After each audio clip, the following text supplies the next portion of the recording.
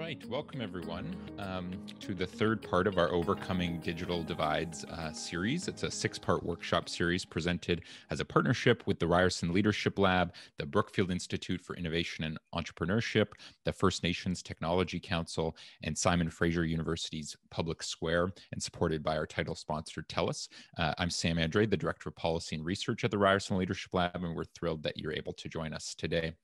Before we begin, I want to take a moment to recognize those not able to gather with us here today, frontline workers, caregivers, people on low incomes, and otherwise unable to get into this conversation, and really who this conversation is intended to serve, those who are disconnected from quality, safe, reliable digital services. To try to do our part to address that gap in access, we will be making this recording available along with a transcript and a summary of the major takeaways after today's discussion. I also want to point out accessibility features for our virtual conversation today. There is a live transcript that you can follow along with. If you click in the top left corner on that red box that says live, you'll be taken to a separate screen that has the transcript that you can follow along with. If you are prompted to make an account, which happens to some people, just click the X and you don't have to do that. Before we begin, I'd also like to give a land acknowledgement that's reflective of where Ryerson University sits. We do this as a symbolic restorative act, one among many to follow, and part of a wider, hopefully transformative reconciliation project here at Ryerson. Toronto's on the territory of the Anishinaabe, the Haudenosaunee, and the Huron-Wendat. It's covered by the Dish with One Spoon Treaty, Treaty 13, and the Williams Treaties. We're committed to honoring our obligations to these nations, treaties, and to justice for Indigenous people more generally. And through this workshop series, we hope to do that by amplifying Indigenous voices and ensuring that we're making space to consider the unique realities and digital divides faced by Indigenous people in Canada. We're excited to be continuing our Digital Divide series today with a discussion focused on the digital divides faced by older adults, especially in light of the COVID-19 pandemic and the move toward online delivery of critical services and social interactions. Access to the internet at sufficient speed and quality is more important than ever. And, you know, public libraries across Canada are seeing increased use of digital services by older adults during the pandemic. And many organizations, some of whom we have today on the panel, are providing amazing digital literacy programs that teach older adults things like Zoom navigation to get into conversations like this. And so we hope to share that progress and also what challenges remain to connect older adults to all digital services now and coming out of the pandemic. So I'm pleased now to pass the mic to our moderator, Ginny Bosomworth, our moderator for today. Ginny has held senior leadership positions in the U.S. financial services industry before launching her own consulting practice here in Canada. And Ginny served as the president of the Life Institute, a Toronto-based charity dedicated to providing lifelong learning opportunities to older adults through courses, activities, and volunteer opportunities. Thanks so much for being here, Ginny. Thank you, Sam. Hello, everybody. It's a delight to be here with you today. I'm excited about this opportunity to continue the series with a discussion about internet access and adoption for older adults. We hope to shed light on accessibility, affordability, and internet adoption challenges faced by older adults, as well as accelerate some public discourse on, effective policy solutions. Our workshop today will include introductory remarks from each panelist and a discussion directed by 2 guiding questions that I will pose. We welcome your questions anytime throughout the session by using the chat function. And now to our incredible speakers. We're honored and excited to have them with us today. I'll go through and introduce each of them, and following my introduction, all 4 will allow each of them to provide a few remarks that helps to highlight their passion and their participation today. Eric Craven is the Community Development Librarian and Digital Literacy Project Coordinator at Atwater Library and Computer Center in Montreal, Quebec. For the past 10 years, Eric has created community-based programming and spaces for participants to express themselves and represent their communities through digital media projects. Eric has worked with a wide range of academic and community stakeholders of all ages, including organizing immersive digital media projects to engage seniors. Eric, you want to wave and then we'll come back to you? Thank you. Karen Wong is a researcher at the Science and Technology for Aging Research Institute at Simon Fraser University. She's also a clinical advisor at the 411 Senior Center, a community hub focused on the well-being of those aged 55 and older in Vancouver. Karen has conducted research and analyzed policies on older adults and healthcare in Canada, including publishing and presenting her work in various academic and professional settings. Karen, it's your turn to wave. Thank you. Carolyn Grammer is a professor at Seneca College's Department of Community Services and Social Worker Gerontology Diploma Program. That's a bit of a mouthful. Carolyn has a gerotechnology consultant, or been a gerotechnology consultant for the past 25 years, working with global think tanks on how technology can allow aging in place. Carolyn has also worked as a social worker assessing vulnerable and at-risk populations, including older adults in palliative and long-term care settings, and is practicing as a psychotherapist for over 20 years. Carolyn? Michel Mersereau is a postdoctoral fellow at the Faculty of Information at the University of Toronto. Michel received his PhD in 2020, and his research focuses on the role of the internet in facilitating access to essential services, needs, and goods, as well as the broader policy implications associated with digital inequity. Thank you all for joining us today. Michel, we're delighted to have you and happy to see you.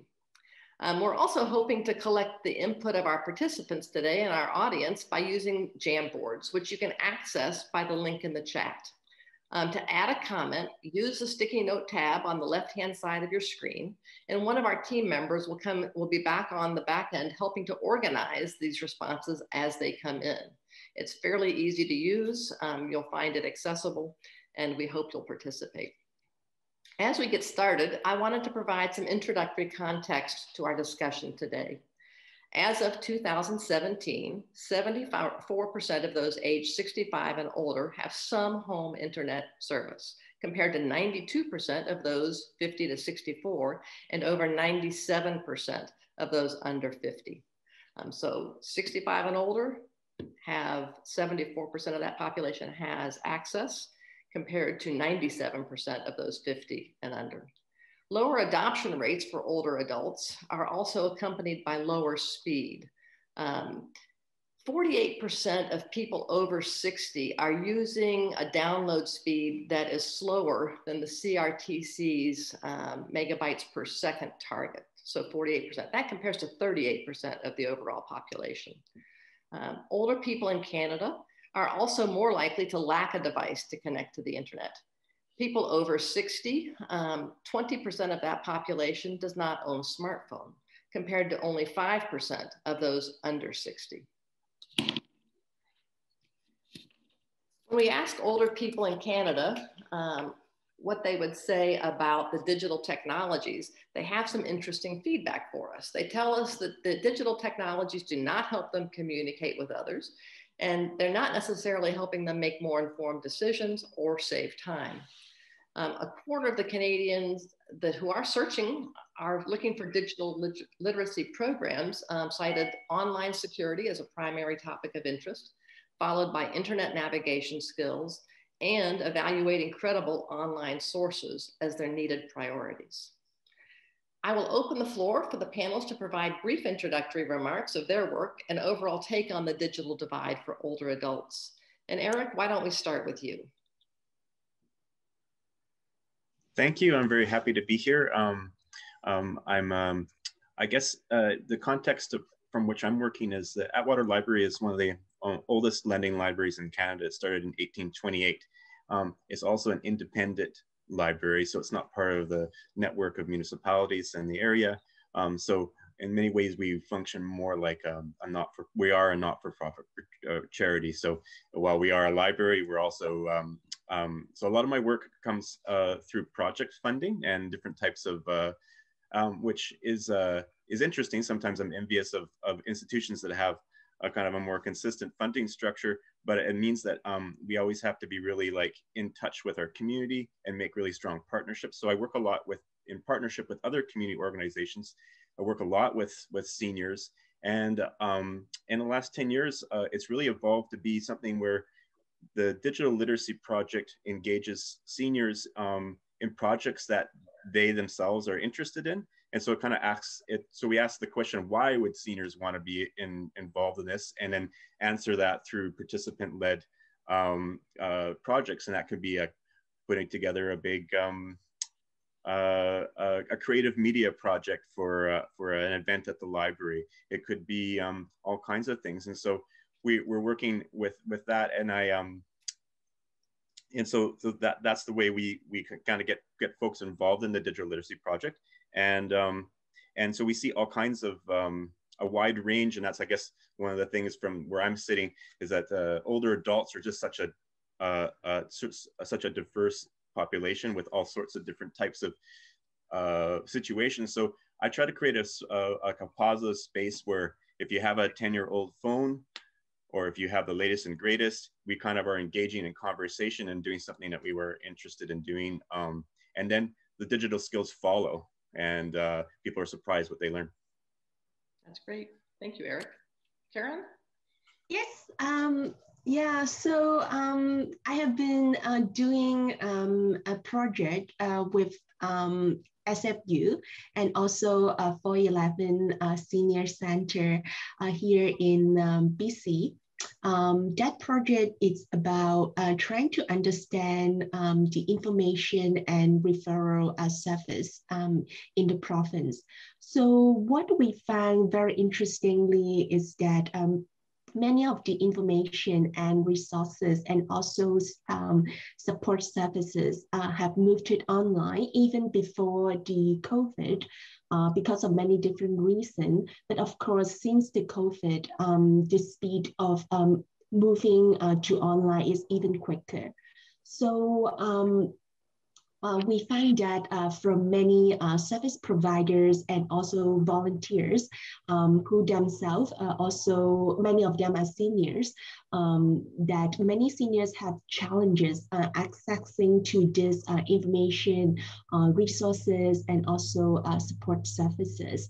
And we find that access to technology include many different elements. So internet and equipment, of course, are very important. But other than that, I think like Eric has just mentioned about the digital literacy, the knowledge of using the technology, and also the comfort, how comfortable using the technology is also very important. So we found 3 different perspectives based on what we found. The first perspective is the human rights perspective. Because so many information and resources and support services now moved it online are indeed very important to the day-to-day living of many seniors. So we can consider access to technology as a need. So when we consider this as a need, we can interpret it as a right. So using this perspective, it had huge implication on the advocacy work we are doing already in different sectors, including the community senior services. So this is the first perspective, human rights perspective. Another perspective we found is the intersectional perspective, which means that indeed for seniors to have access to technology, it relied on the collaboration of different sectors. However, different sectors do not necessarily able to communicate with each other. They would like to and work very hard to, but sometimes because of the different in terms of the use of technical language, experience, perspective, sometimes it's difficult for each other to understand what each other is doing. So I think there's a particular big gap between academic and also frontline workers working with the older adults. So how we can facilitate that intersectional collaboration is something we need to further explore. And the third perspective Carolyn, I'm going to ask you to fill in some of those comments as we get into the broader discussion. Maybe I think you're right on track in terms of answering some of the questions that we're going to pose. So if you'll, if you'll allow me then to just go ahead and move to Carolyn. Oh, for sure, for sure. Thank you so much. Carolyn, you might be on mute. Sorry about that. I was just going to let Karen continue to talk because my research is echoing hers. Which is good to see. I mean, in terms of it seems to be consistent across, East and West and Central. So our research, I'm part of a group partnerships with the City of Toronto, and Sam is part of that partnership. Our responsibility in the partnership is to look at seniors and how they experience, since the lockdown of COVID, the level of digital access and isolation. So we asked one question: what's your experience been like since the COVID lockdown and isolation in terms of digital access? What we found is that, and I'm going to echo Karen with a number of these pieces. One of the things that we found was that there were several issues involved. Access to high-speed internet, of course, is one, but it didn't stop there. For seniors, there are multiple areas of access. Access means something different. Devices were important, and we found out that tablets are the preferred, not phones. We found that seniors have difficulty reading and seeing the phones and utilizing them to their optimum ability when they're smartphones, as well as physically typing in them, and the touch screen was too small. So tablets seem to be across the board the preferred device. The setup of the modem and the setup of even delivering the tools, the devices and the modem to a senior who's in isolation was an enormous barrier. Another barrier was they weren't even aware of things like the Toronto Library Hotspot Program, even though I know the Toronto Library, and I think that, Karen, you speak to that silo effect, that many agencies are working very hard, but they're working in silos. And I know that Toronto Public Libraries tried to communicate that to several senior supportive agencies across Toronto, but somehow it didn't make its way to the actual seniors. Every senior and every family member and even healthcare workers that we interviewed had no idea about the free Toronto Wi-Fi hotspot program and devices.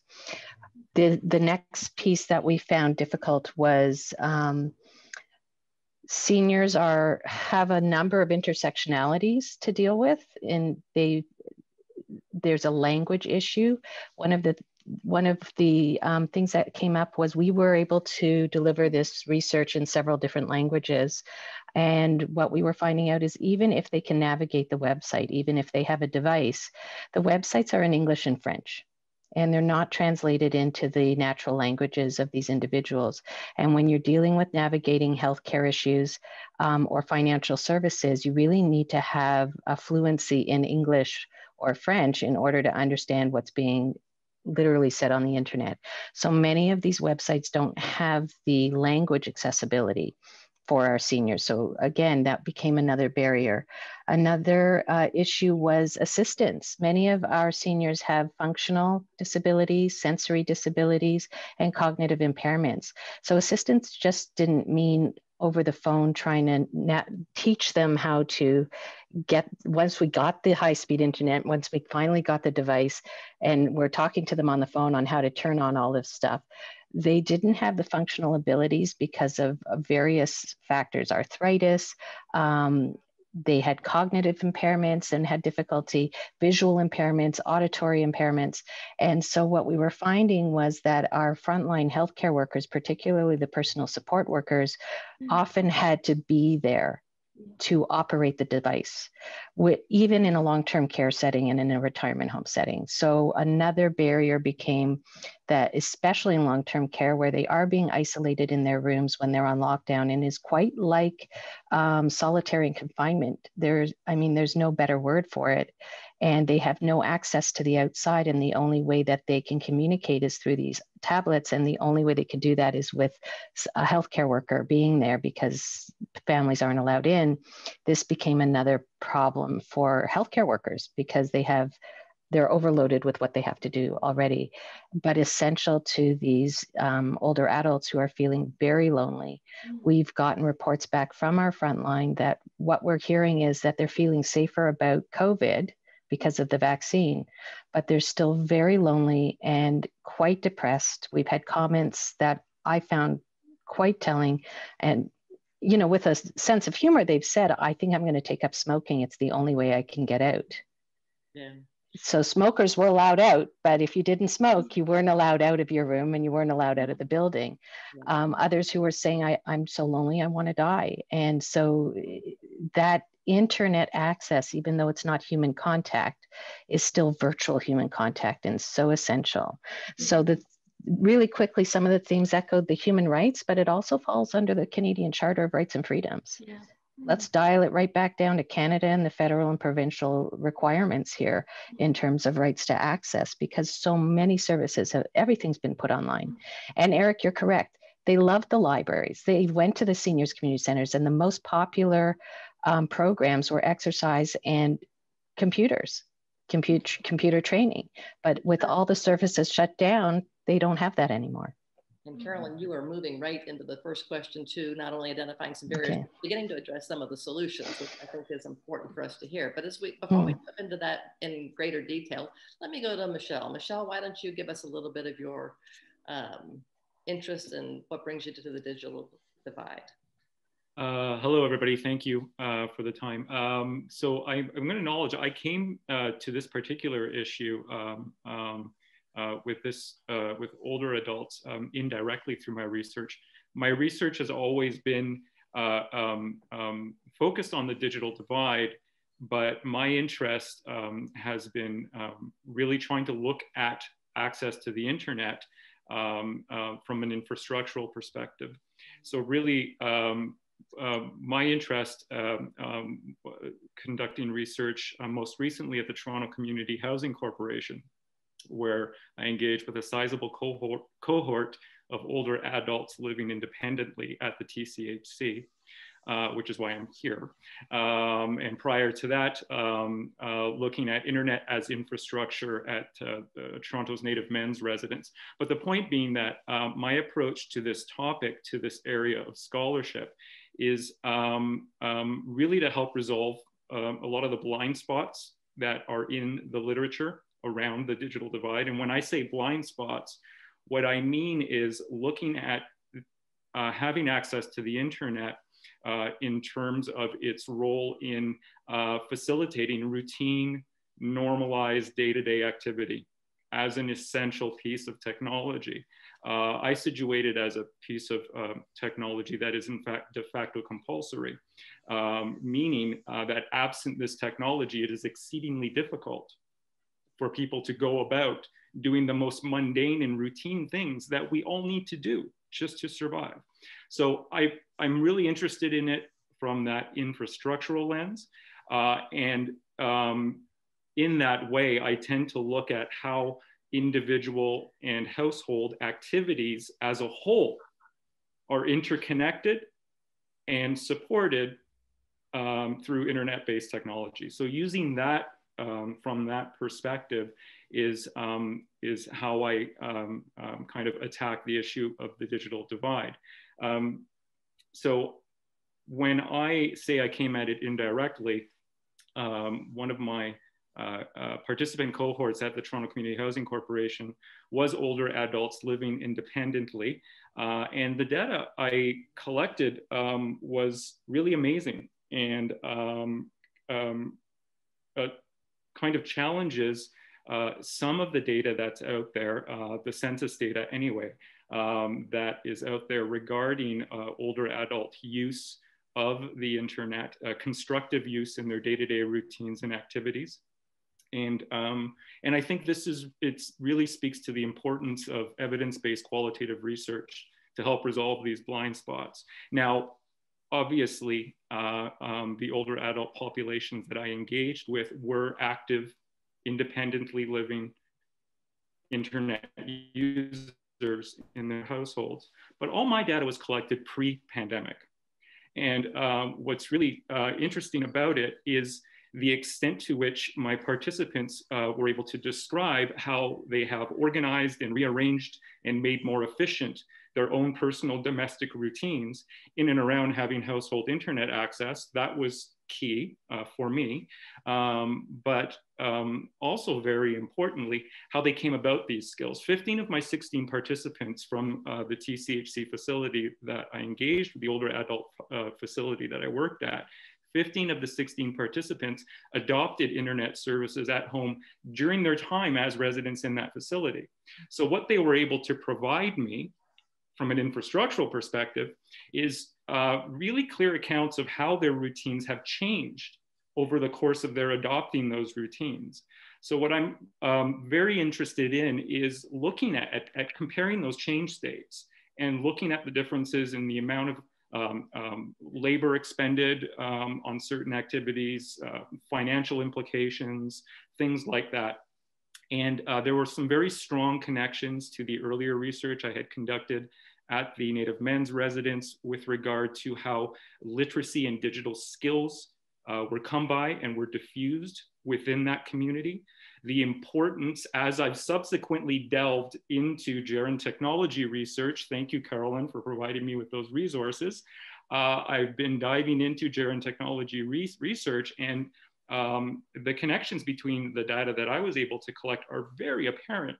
The importance of social network and social tie strength it emerged as a key indicator, both from the residents at the Native Men's residence and the TCHC facility in terms of motivating and contributing to their digital skills and their rationale and motivations for adopting technology. So long story short, I've come at this indirectly.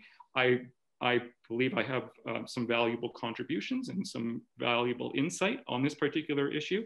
But on the positive side, with the TCHC anyways, largely as a result of the data collected from the older adult population that I worked with, the TCHC back in November of 2020, they did approve a motion to investigate the deployment of universal and non-excludable household broadband services in all rent geared to income tenancy units across their portfolio. And the last I spoke with people at the TCHC, their intention ostensibly is to begin with older adult households in rolling out this program. Great, another solution. Terrific. Yeah. So thank you, Michel. I really appreciate your remarks as you introduce yourselves to our audience. It's obviously a group of people who have great depth and broad interests and a lot of passion for the topic. We welcome you to our panel and to the conversation we'll have today. We're going to spend the next 15 minutes or so sort of developing what you've already introduced, and that is responding to the panel, to the first question that I will pose for you. As I do that, I would also acknowledge that the chat room is busy. People are offering suggestions to one another in terms of access and ways to connect and experiences that they've had. And I think that our Jamboard is also accumulating content as well. So thank you for that. And we would encourage you to continue to do so. So our first question, and again, we just have about 15 minutes. So I'd ask each of our panelists to contemplate how they would like to share their remarks within that time frame. Our first question is, what barriers do older adults face with online access? Many of you have mentioned those as in your opening remarks. And what barriers do they face in acquiring or building digital literacy, and how can they be addressed? And to sort of put a little twist on this, I would ask you to contemplate the difference between a 60-year-old versus an 85-year-old. Why don't we start with you, Karen? Yeah, for sure. I think there are many different challenges and possible solution. But when I try to have an overview of different challenges I learned, I think one of the very key idea which leads to these different challenges is actually poverty. And because of the financial situation of many seniors, they may not be low income if you just look into the data on their average annual income because of the subsidies of the OAS and GIS, the OH security and the guarantee income supplement. But many of them, when you consider they need to spend on different things, for example, medical equipment, medication, housing. When you consider many different factors, indeed, many of them couldn't afford the very equipment they need, and also the internet they need for technology access. And some of the seniors couldn't even like have access to a phone, as simple as a phone. And I think another very big root cause is ageism. I think like in the society, there's not many devices which are particularly tailored for the need of seniors, as Caroline also mentioned. And I think the third, the last one to me, which is a huge barrier, is that many of the services which are supporting seniors to access to technology, indeed, they are very underfunded. And many of the community senior centers, they are trying to do their best to try to see how they can fill the gaps. However, many of them are overworked, like Caroline has also mentioned, and they want to further develop programs to support the older adults to access technology. But all the funding is very project-based, or they are very like divided, and there's no coherence on that. So I think to me, these are the three main challenges. And yeah. Yeah. Who else would like to jump in and add to that? Would you want to build on that? Yeah, go ahead. I would echo everything Karen is saying too, and I think that even in the best case scenario, though, if somebody has access, maybe they have a device. There's a lot of fear and anxiety around those devices, and I think that there's different learning styles. I appreciate your comment about a difference between somebody who's 65 and somebody who's 85, because there is going to be different challenges.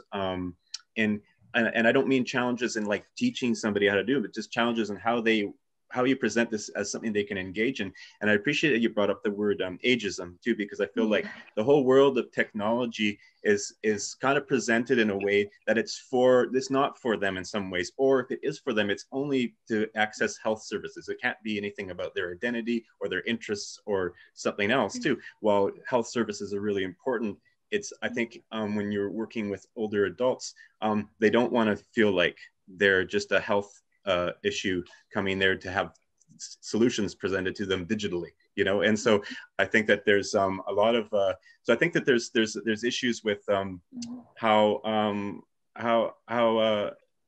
around fear and anxiety. And I think I'll be more specific, like there's a fear that I'm going to break this device, I'm going to do something, or that, literacies are always a continuum too, but there's also kind of an assumption like, well, I have to know everything about this device, and not realizing that my age is younger than me. We all know this is a piece of the pie. We may have never even looked at that menu on this device, and that's okay. And that was a lot of way that we can kind of sort of unpack those things. So I think that those are some of the barriers that just come, even in the best case scenarios. There's barriers just trying to engage in these devices and how it connects to them, and answering that again, like I said before, like why should they be using it? We got to ask that too.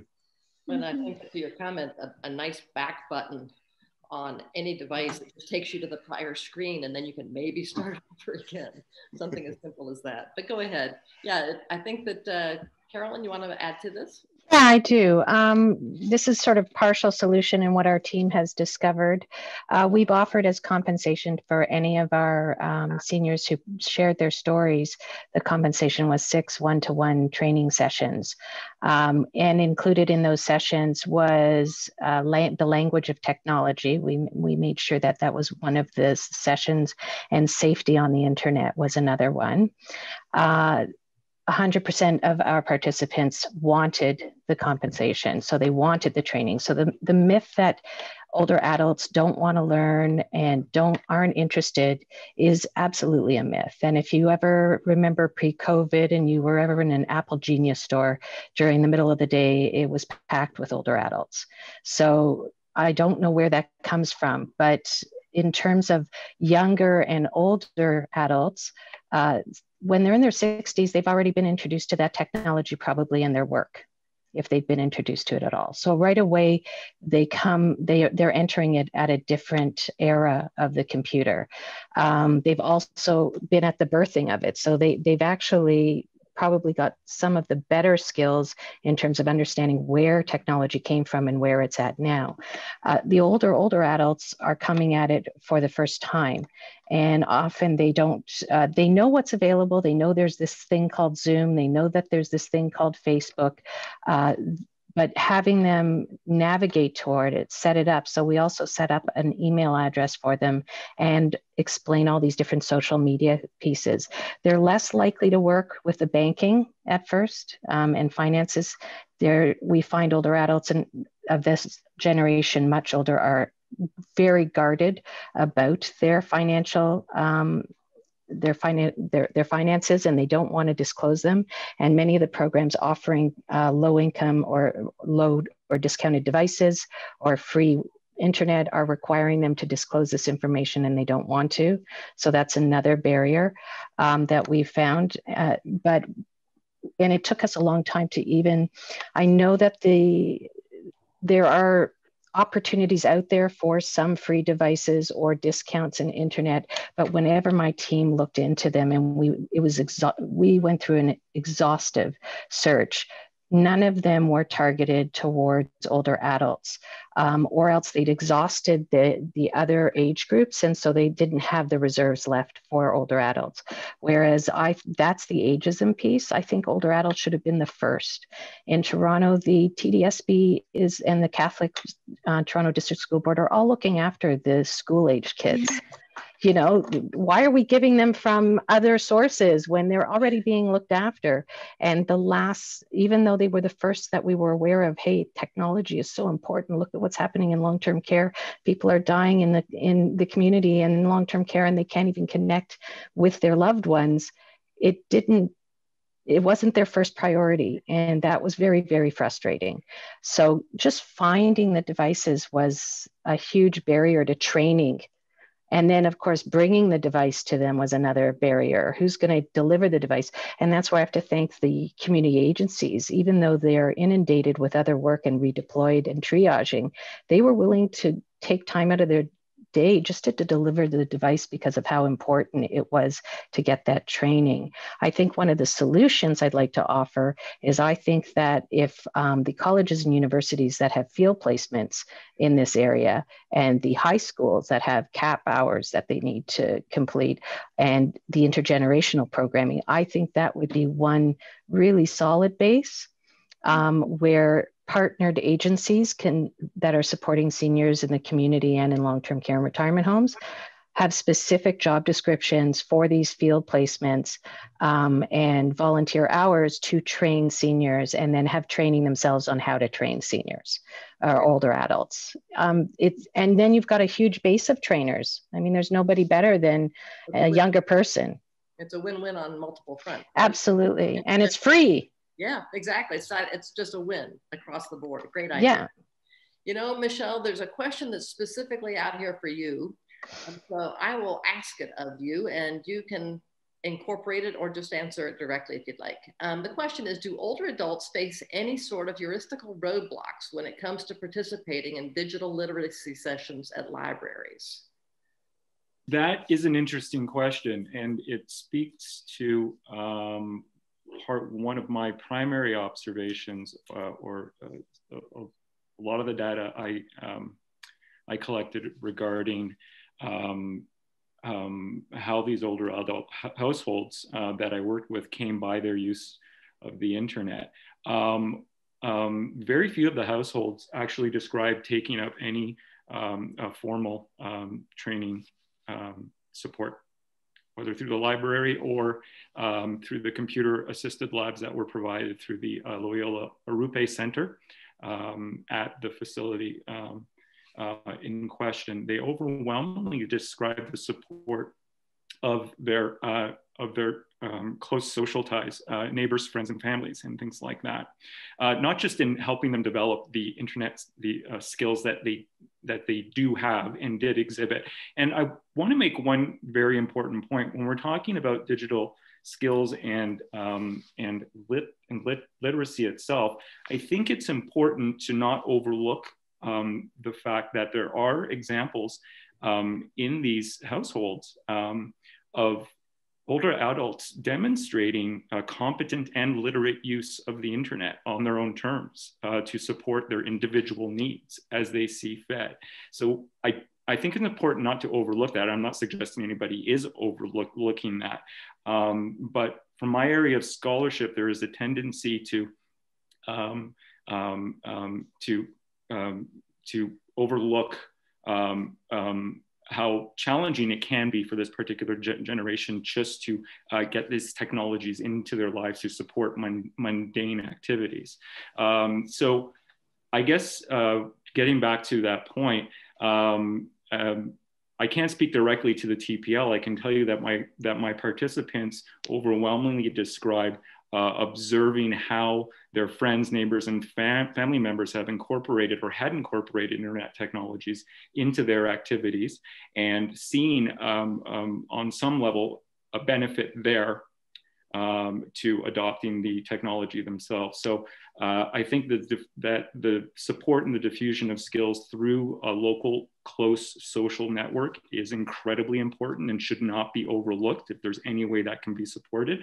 I know that within that particular building that there are residents who have a lot of experience with computer technologies from their past professional careers and share that in and amongst the community, just as there are residents in that facility who help other tenants do their tax returns and things like that because they were an accountant in their prior lives. So, I mean, that's an important connection for me, and that connects to what I saw at the Native Men's residence as well. In terms of barriers, I think one thing that we should not overlook as well is this idea of a digital enclosure. So we're talking a lot about individual motivation for adopting internet services and how individuals incorporate that into their day-to-day lives. I saw a lot of concerns and motivation in and around health and mobility constraints as a rationale for adopting household internet services, a lot of that. But we also have to pay attention to what's going on in the service market itself. And when I talk about the service market, not just government services, healthcare, public transportation, you name it, as more and more services themselves migrate to online delivery models, it's going to be and has become increasingly difficult for many people, including older adults, the ones I spoke with anyways, just to be able to get things done within a reasonable amount of time because of this digital enclosure. And so I keep going back to that term de facto compulsory. It's not, there is a sizable population of what I would call disinterested users in and amongst the older adult population. But I think to crack that nut in particular, we need to do so before they're kind of left out in the cold, because you really won't be able to do much absent having access to these technologies. That's an important point, and thank you for bringing it up. Yeah. We have an interesting comment in our chat room, which I will just bring forward to you folks. So if you've scanned across the top and seen who some of our participants are, you can see that there are many older adults who are participating today. And one of the posts was about our Jamboard and how do you use it. And so it's simple things, right? I mean, There's many, many little things that when you're learning for the first time, it takes time to do it. To answer the question, there's a little, on the left-hand side of your screen, there's a little Post-it note. If you go hover your cursor over that Post-it note, you'll see it, and then click on it, and you can write your own Post-it note, and then we'll take it from there. So thank you for that. I think that these are great comments, and I'm sure we could continue this particular discussion for quite some time to come, and it will probably again surface as we pose this next question for your consideration. And I think this is where you were going, Michel, and it's given that the internet is an essential service, how can Canada ensure that internet service access, specifically prices, are affordable for low-income households? That's a big question. Yeah, and do you mind if I address that? Please, go ahead. I spent a lot of time researching and writing about the statutory or the government side of this equation. I mean, we're not going to roll back the clock and do what Estonia did and basically deploy the internet as a centralized federal infrastructural undertaking. That's just not going to happen, okay? So the commercial market is there. It is the primary provisioner of broadband services. There's nothing we can do about it. I think that what we could be doing better in Canada, and the latest telecommunications review panel spoke a little bit to this, is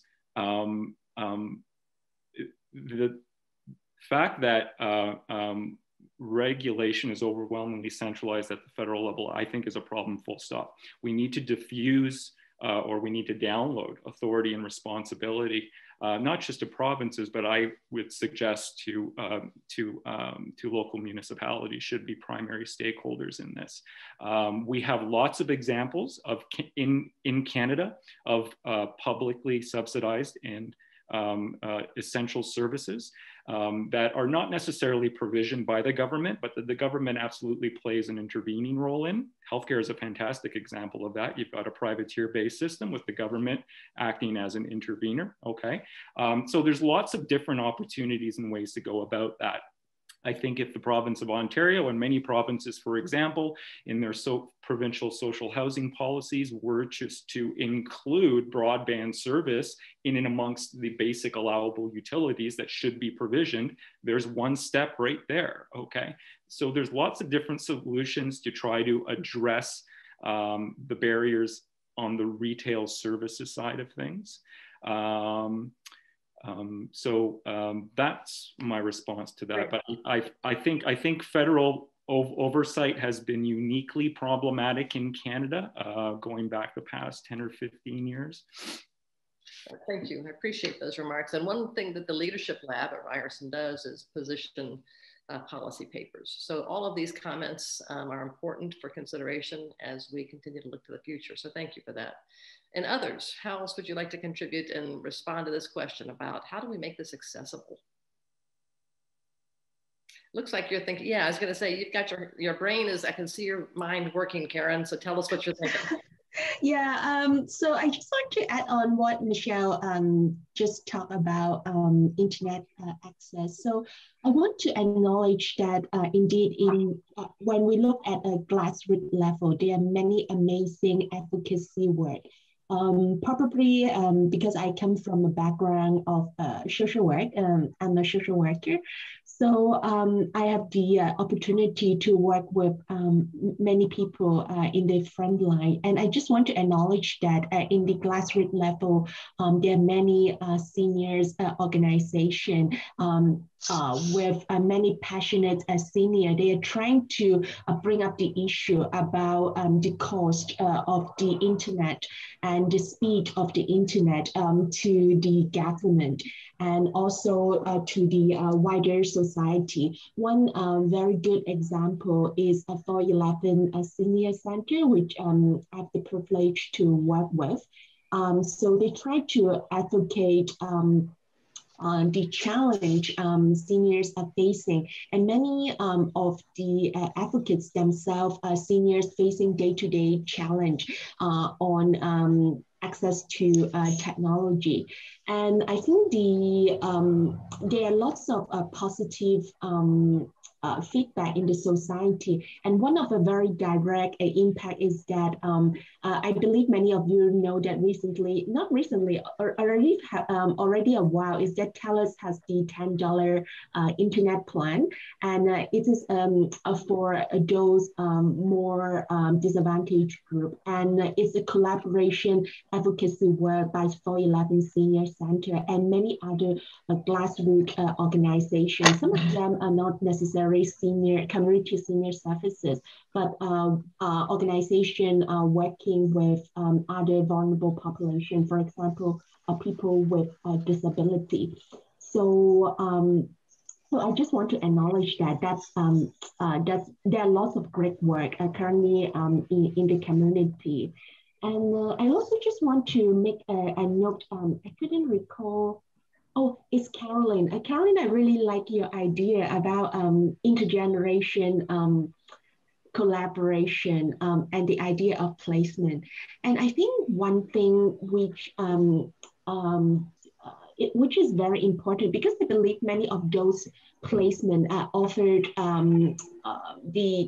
offered by community senior services. So I think one of the challenge community senior services are facing is about the continuation of the programs. And I find like many of the funding currently received by Community Senior Center, they are very divided and very project-based. And it could be quite challenging, especially for some of the talents in the community seniors to continue to stay. Many of them can only stay by project-based funding. I think that's really sad to see those talents with lots of knowledge and skill to go just because of lack of funding. So in long term, how we can address that issue, I think it would be, something we need to think about. Yeah. I mean, these are just things popping up in my brain. The training the trainer, I think when you talk about sustainability, I think training older adults who have now been trained can train each other, and sort of seniors for seniors. And that's going to be a more sustainable way in which to pass down the knowledge, frankly, and share the knowledge, because students come and go, you're right, and it's temporary. But if students could focus on a portion of it, and maybe that's part of each agency that's out there servicing the community or servicing their institutional settings, could get the students to train these older adults to be trainers once they get to a certain level. And I think for older adults, it's something that, it's a raison d'etre, really. It's you're now contributing back into the community something very, very meaningful and needed. And there's some power in that because the older adults do know more than what we know as a younger generation navigating and what it's like to experience the digital world, which brings me to clicking, which I do actually have an issue with clicking. And this is about web design. And I think this has to be transmitted back to the people who design their webs. Young people are designing these platforms. And for example, with the vaccine rollout, the number of, I always count the clicks. How many clicks does it take to get me to what I want? And I know most older adults, it's a 3-strike rule. 3 clicks and you're out. If I can't get to what I want within 3 clicks, I'm disinterested, I'm frustrated, I don't want to do this anymore. And I think there's something very fair about that, and that has to be addressed, is that it can get so complicated to get a simple answer. And then when you try it on the phone, of course, you get nobody, because nobody's there anymore. They're all on the internet. And I think web design has to be more global in terms of, or have a pluralistic lens on it in terms of how we even design the internet to navigate it, because it really, a number of these websites are impossible you're clicking, you have to even know what to click. You have to know what words to use when you're searching in Google. These are things that are more intrinsic to a generation that's been taught how to do it and lived through it. With older adults, they don't even know the words to use. Right. So, and they don't even know Jamboard exists. The awareness piece isn't there. And so all of those pieces need to be taught and given to older adults. And then maybe they can give them to each other. Exactly. It's a great comment. We actually have had a couple of people that come into seniors training seniors resonates strongly with them. And I would give you a specific example. It was mentioned that I was the president for the Life Institute, which is a lifelong learning organization here in Toronto. Our members are they're older adults. And during this pandemic, we went to immediately converted to an online delivery of courses for our members. And the uptake was surprisingly good. It was very strong, actually. But one thing we needed to do to ensure success was to identify people who were comfortable with the technology, Zoom technology, and we trained them to train our members. They became our Zoomers, if you will.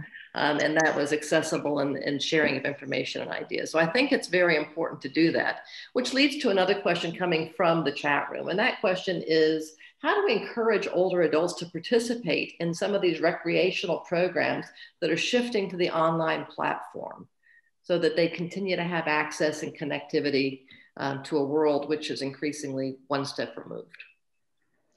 My students are actually involved in that placement. They're developing virtual programs this is part of their virtual placements because they're all remote. They can't go in to the front line.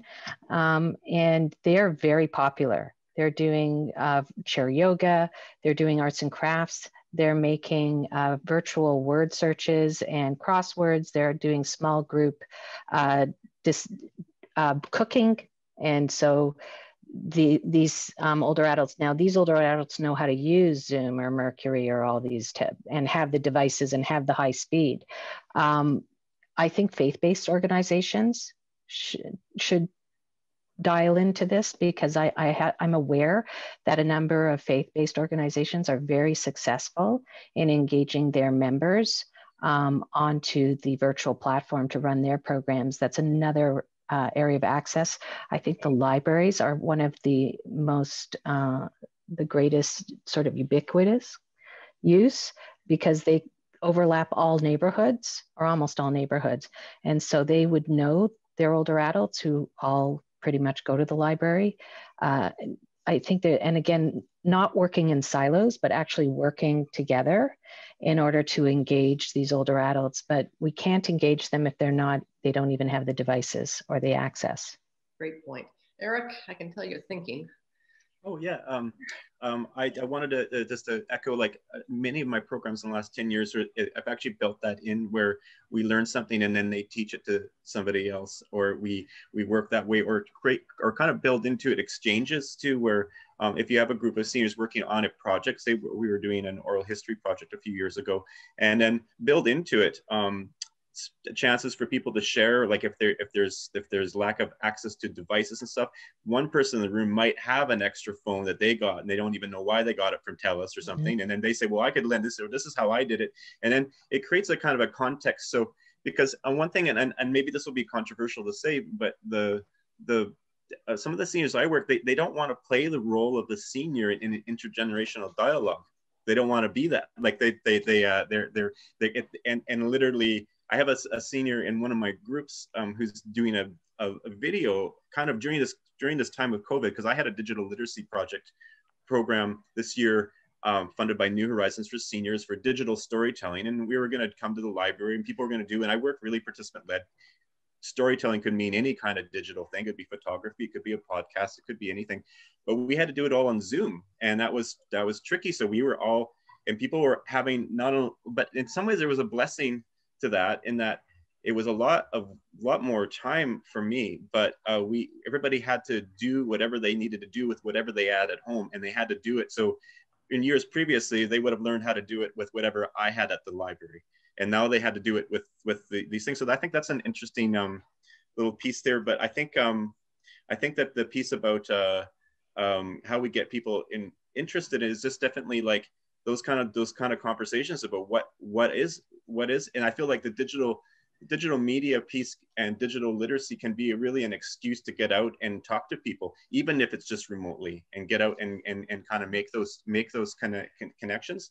How you scale that up. Like, I'm really impressed with this panel, you know, because you're talking about things that are really, and I work at a library with, you know, 9 equivalent staff, and I'm doing these kind of projects and you know, and immersed in that. And so how would I scale up that thing? Well, I think there's definitely ways to do it.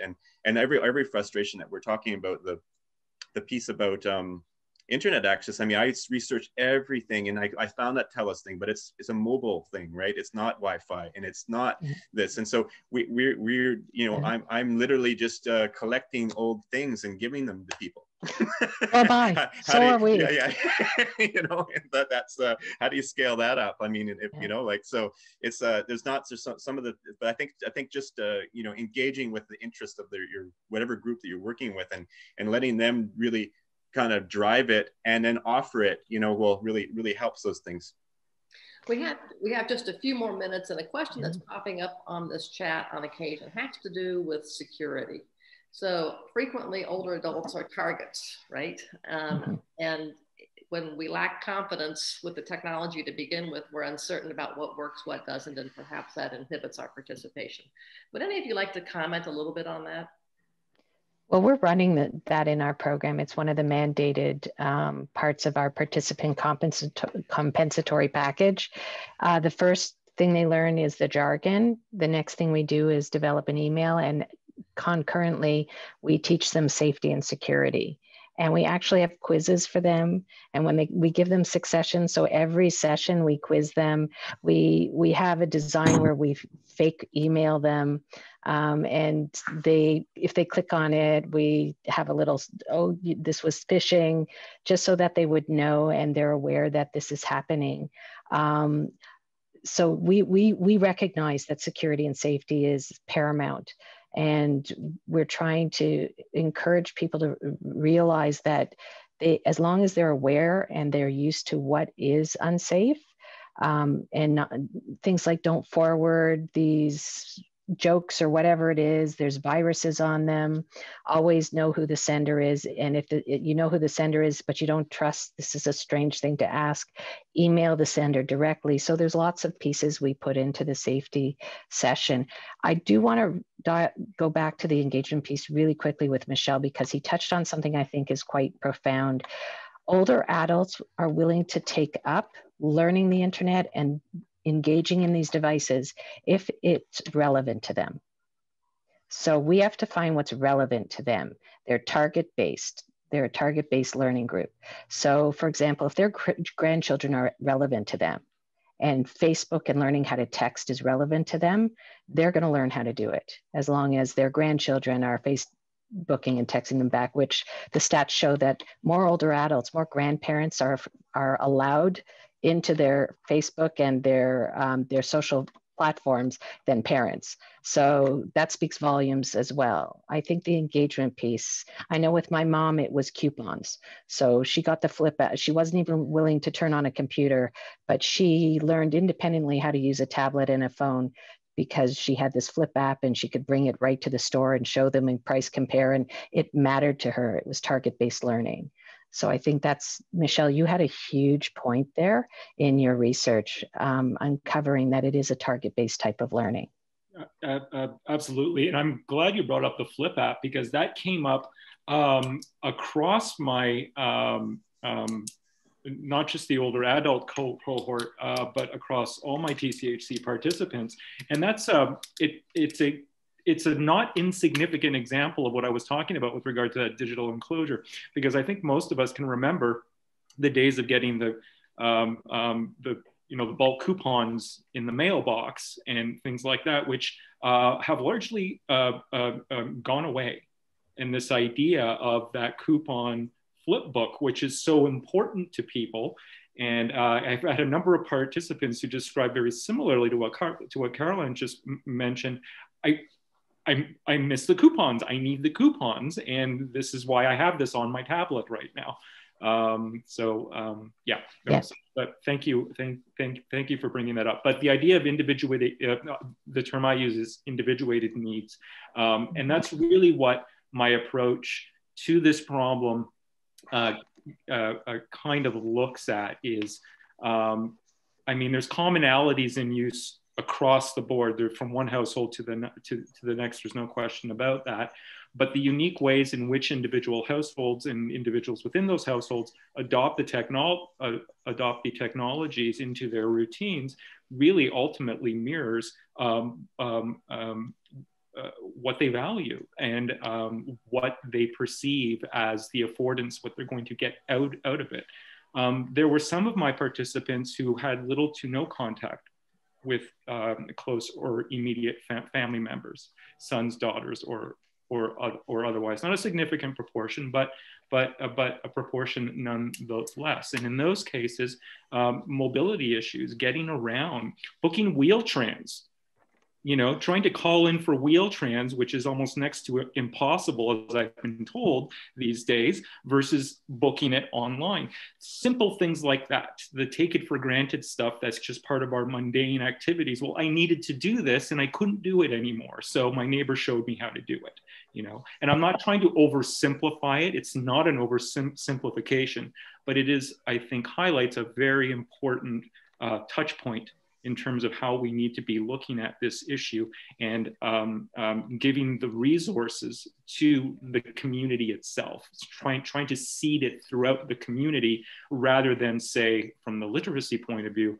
maybe a single point. Library is great, resource centers are great, but if somebody has a mobility issue or is not feeling well that day, maybe it's easier if they can just call on or walk down the hall or something like that. So having as many of these resources in place as possible, especially for older adults that are, again, as in was the case with my participants, living independently on their own and attempting to stay that way. That's important. And thank you for making that. Yeah, Karen, go ahead. You have the final words. Yeah, I just want to build on what Michel said, talking about like, and what Karen said about like individualize the needs. But what I want to say is that I very agree with Michel, like, although like different people, they may use technology for many different reasons, and understanding the motivation behind why they want to use technology is very important. But among seniors, there are some commonalities they are facing. So like what Michel just mentioned about like developing like the resources and let the people to design how they want to achieve. And I think if we speak from a human rights approach, that's the capability approach, which means that it is everyone wants to achieve something differently. However, it is a human rights for the person to get the resources they need to achieve those individual needs. And the last thing I want to mention is that when I'm talking about intergenerational support, indeed in my head, I'm not thinking about students helping the seniors. What I'm thinking is that, for example, in 411, there are many young seniors helping older seniors. And what I want to bring is that they are doing amazing things. For example, like senior sport cars, and many of them are indeed retired, like technician and even computer like scientists. So I'm thinking some of them are coming from other professionals. They are professional, but now they have retired and they have like huge like experience working on this area. So when I'm thinking that, like when Jeannie talking about the difference between the young old and the older old, I'm thinking about those things. And I think those people, they shouldn't like offer the service for free. They should be rewarded with pay as well. So that's why in our center in 411, we prioritize hiring seniors if they are willing to offer the services. Yeah. Terrific comments on so many different topics that have been presented. We could go on with this conversation for quite a while, and there's a lot of interest from our audience in terms of the chat room and the activity that we've had there. So for me personally, as someone that is in this demographic, thank you, each of you, for the work that you're doing on our behalf. I deeply appreciate it. I think it's a look to the future, and that matters. So thank you so much. And with that, I will pass it back to you, Sam, and you can take us to the next place. Thanks so much. And thanks to everyone for really excellent insights. I learned a ton, and the chat and the Jamboards were just buzzing. We had to add a whole nother Jamboard. And so we really appreciate everyone's engagement. Thanks again to everyone for participating in this. And we look forward to having you again at a future session. And we're going to take what we learned today and summarize it as well. And we'll share that as well. Thanks so much, everyone. Have a great day.